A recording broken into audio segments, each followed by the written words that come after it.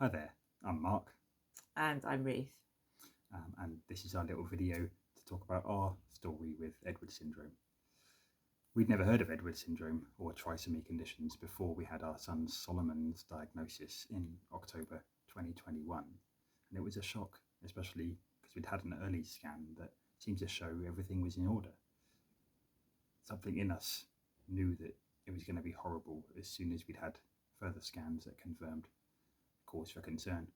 And there's no way of thinking about it or experiencing it that can soften the implications.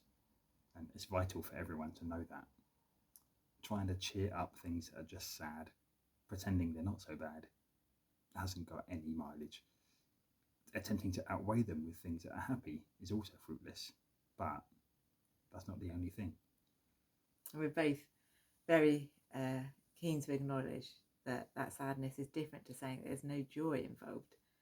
We chose to keep Solomon, compelled by the conviction that he was created in the image of God, a full person, worth cherishing and loving no matter his vulnerability, keenly aware of our privilege to have him, for all that it was so bittersweet.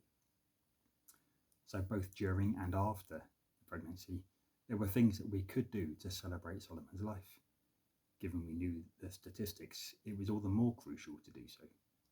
We carried him with us in our hearts, as well as Ruth carrying him in her body. And just to mention, that's something that I don't think any man can hope to really fully understand. All we can do is support as best we can and aim to cultivate the woman's experience as much as is possible. But we could celebrate every heartbeat of Solomon's together. We could prize his life every time we saw him wriggle on the ultrasounds. And making the most of our time with Solomon helped us reinforce to ourselves and even announce to those around us the dignity and preciousness of his life right there in my room. When we travelled to different park runs, we were doing it with him. When we met new friends, we could tell his story, even as we cried on strangers' shoulders.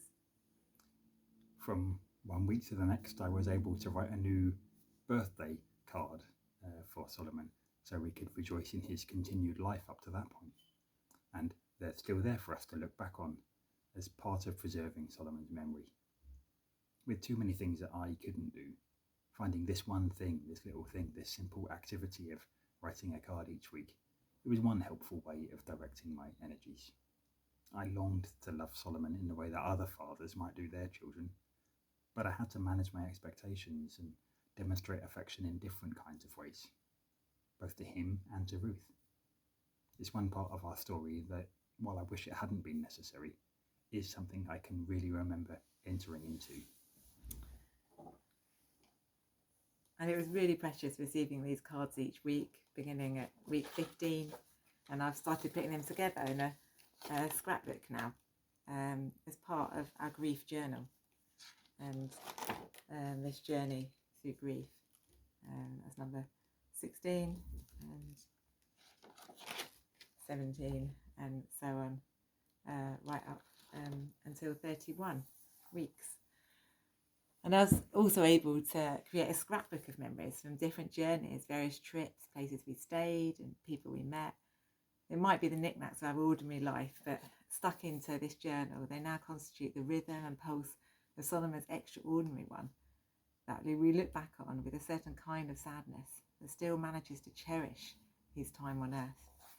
And so I've just been sticking in various receipts and photos and knickknacks and doing some writing. And it's a really special journal to look back on in our grief journey. I suppose most fundamentally of all, we could name him. And doing so didn't give him his personhood, but it confirmed it and it made it relevant.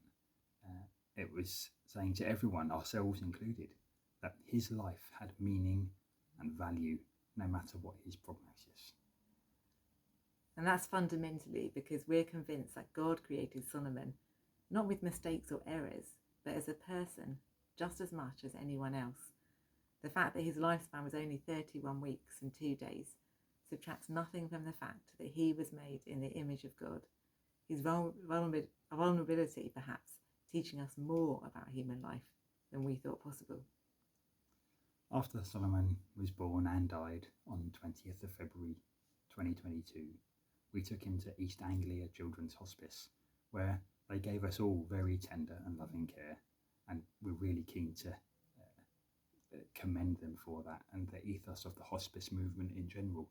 It's enormously valuable as part of our society and so important in helping us to make more memories with Solomon, for a few days at least, so he could have a room of his own. We could take lots of pictures with him. We could make moulds of his hands and his feet and prints with the play specialists. And grandparents and aunts and uncles and cousins and church family could come and visit and share time with us and tears with us. We could wander in the garden with him. And now whenever we see snowdrops, he comes to mind with a special fondness, because that's what was growing there in the grounds of the hospice. Later, we had a burial service and a separate memorial service with different friends and family. One more chance in the shadow of death to remember the value of his life. A moment to grieve that by no means exhausted our sorrow, but gave us opportunity to be public about what we believe. Our son Solomon's name is related to the Hebrew word for peace, shalom, and it's a reminder to us that for God to be at peace with him was the most important thing of all. And we simply had to trust that.